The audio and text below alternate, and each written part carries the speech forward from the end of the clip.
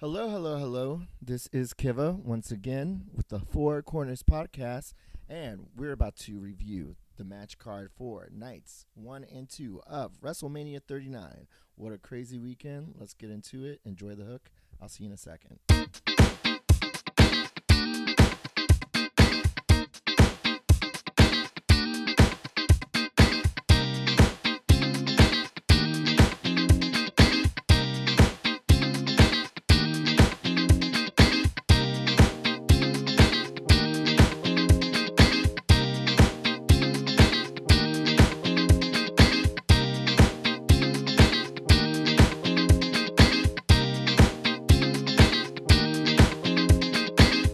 All right, let's get into it.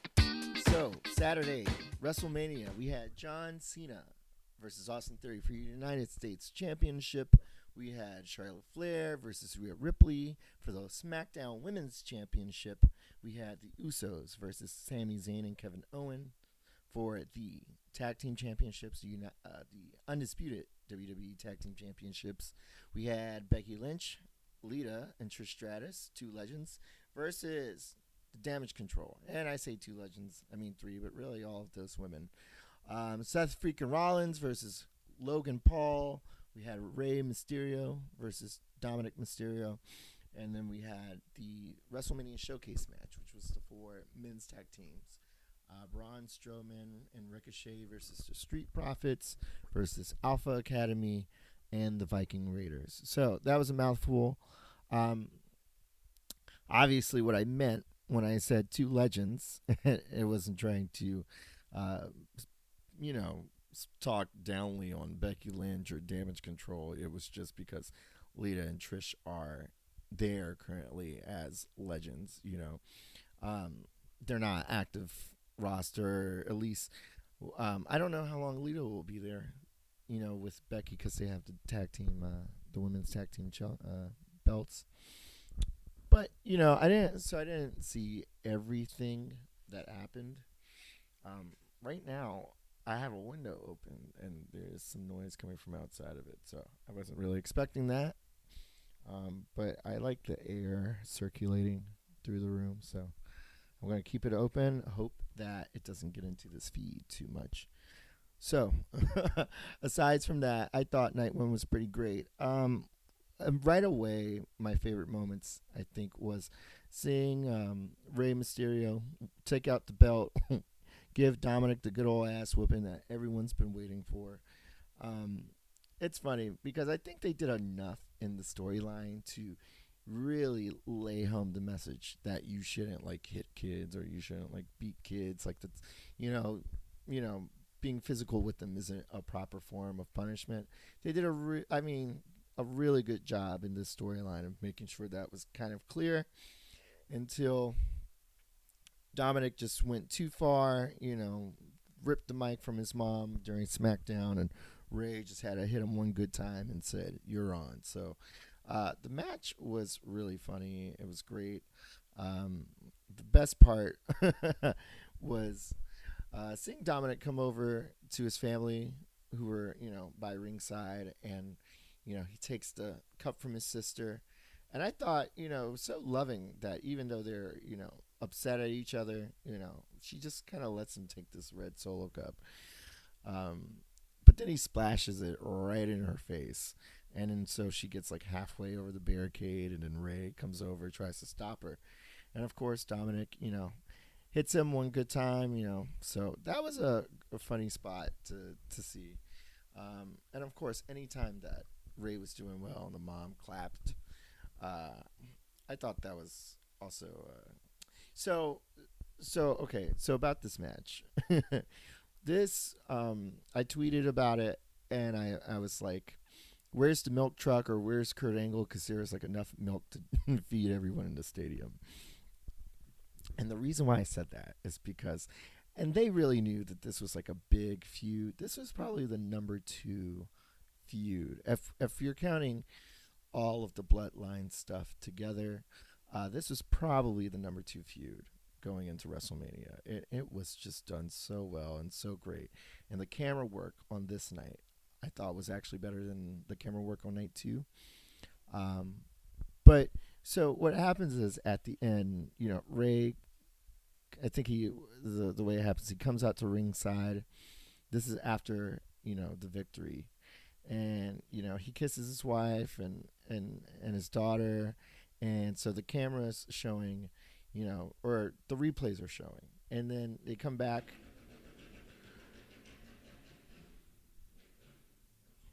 Hold on, we may have to make an edit.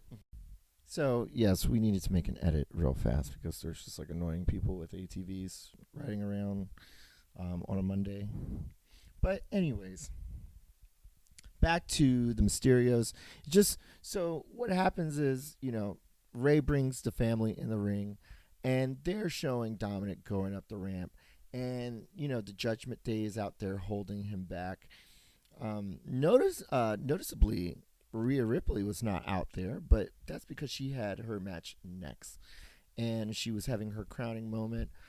Guess he didn't want to have her out there twice, so Dominic is just going up the ramp. He's just looking back in the ring, and he's just so mad. And the camera's just going back and forth, cutting back to Ray, and then cutting back to Dominic. And Ray gives the best part. Oh my gosh, Ray gives his wife a kiss on the lips, right? And then Aaliyah, he gives her a kiss on the cheek, and they both are walking. He takes both of their hands, pulls them back, and then they all do this big family group hug. And Dominic is just now on the ramp, just seething, just live it, And it was such great television. I thought it was hilarious. It was just amazing. It was an amazing story. Great ending. And we'll see what happens on Monday with that. But yeah, that was a great match. And what else stands out? Obviously the Usos, Kevin Owens and Sami Zayn. I really thought that they did this proper. This was wonderful. A great ending to a great match. When Sammy gets the 3 haluva kicks in, and I love that attention to detail when he goes for the third, or when he's winded up for that third, and Kevin stops the interference, hits Jay with the stunner, and then Sammy goes in for the kick that third time, and then 1, 2, 3, and it was the feel good moment that you wanted to see. It was absolutely wonderful. Um, you know, Sammy has had such a ride, and even just randomly, after um, after he hits Roman in the back with the steel chair, now everybody knew what was coming, but there were so many people that wanted Sammy to win the WWE Championship in Montreal, and it didn't happen, of course, but this was a great consolation for that.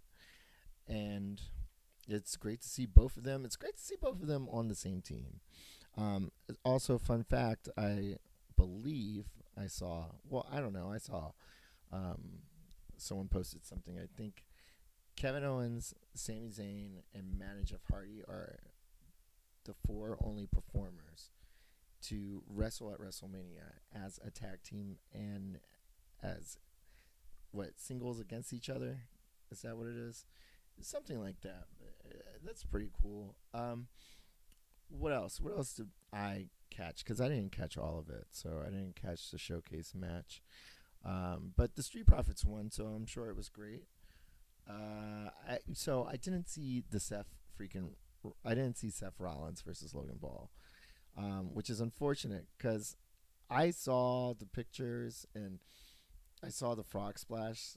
So what I didn't know at first was that was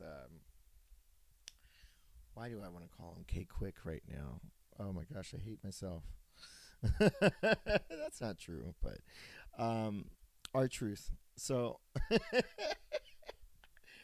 I hope I wasn't showing my age just there, but I saw that R-Truth was the person inside the blue costume, and It's so silly that he was there, and then Seth pulls him over to the table, and then Logan hits, gets the big frog splash on him instead, and then Seth, finishes the job. Basically, gets Logan Paul back in the ring, curb stomp, wins. But that seemed like that would have been really funny to watch, and I'm glad that they added, that humor and all across the show. Really, there was especially the part with Pat McAfee coming out for the match to challenge Miz after Snoop Dogg called him out and said, "Well, no, that's not true." Pat McAfee called out the Miz and said that he didn't see or no one saw this big challenge that Miz had posted. So that was some fun humor, and of course Snoop Dogg was incredible all weekend, and we'll get to his big moment, during night two. But let's see, Charlotte Flair versus Rhea Ripley SmackDown Women's Championship match. It was a great. It was a great match. Great for WrestleMania. What I was really noticing around this time was this stage was incredible. And you put the graphics up on these big stages and they all look wonderful and lovely, but it really served Rhea and Charlotte well for their match. When Rhea does the stomp, just so many flames, coming up out of the stage, and Charlotte, of course, with her turnaround, and then the fireworks in the air, and it both looked like I don't know, it looked like the max form of what their entrances should look like. And so that was, there was just great momentum going into it just after that. And besides how aesthetic it was, the match was, it was pretty great. It was pretty much, it was a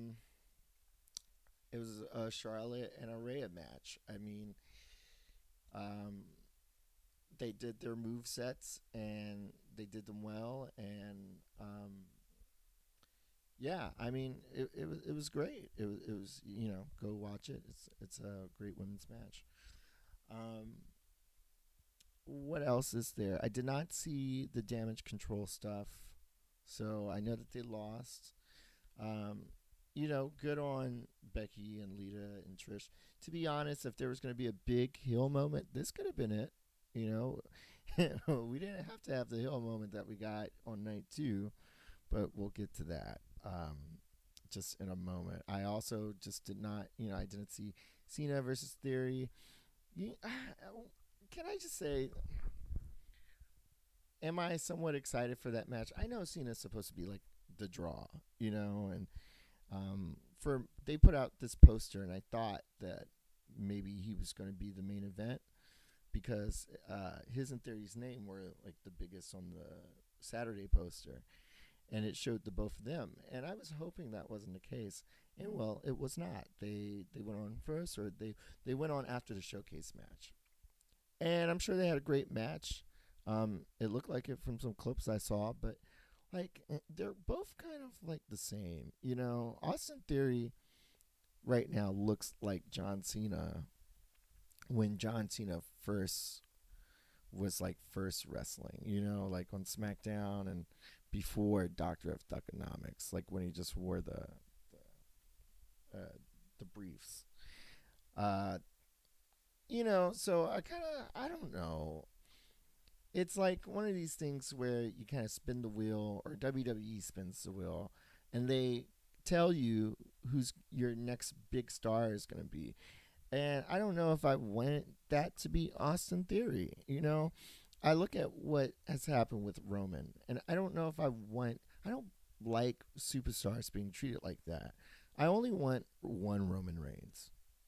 I only ever want one Roman Reigns. I don't want Austin Theory to be the next Roman Reigns. I don't want, him to be the only option and push to the moon to the point where we enjoy it. I think he's cool, and I just there are other people out there, and I would like to see or I would like to know that there's a depth in the roster for multiple players to become WWE champion at some point. I would love to see Montez Ford have that championship one day. That's a name that has been floating around, and people are like, "Yeah, he's gonna be it one day," um, as if he isn't already it now. But you know, it's all about timing. But I I think that my point is just the way that I feel. I would like, there's a cast of characters that I would like to see developed and pushed in that way. And it feels like Austin Theory is the one that they're going to push the most in that way when the time comes. And I don't know, I don't really like it. And I feel like if you package someone right, you can push anybody that way. So I don't necessarily know that I like at this point that the needle has seemingly landed on Austin Theory. And I wasn't too excited about this match because of that. But all in all, you know, the match flow was wonderful. And just having the Mysterios on towards the end of the night, having Charlotte and Rhea, and that big giant coronation for Rhea, her winning the championship at WrestleMania, beating Charlotte. I mean, that's a big deal right there. And she did a great job. And then having Sami Zayn and Kevin Owens, really give you this cliff-hanging victory for this absolutely wonderful storyline to main event the night. Saturday was such a smash hit. It was great. And what else is there but night two? So night one, wonderful job. They did a great job with everything, the production, the wrestling, everything was wonderful. Especially the crowd too. The crowds were awesome as well. Um, yeah, so that's it. I'm gonna maybe play a little music or do a little break, uh, something. I don't know. But then when I come back, I'm going to talk about night two. So I will see you in a second.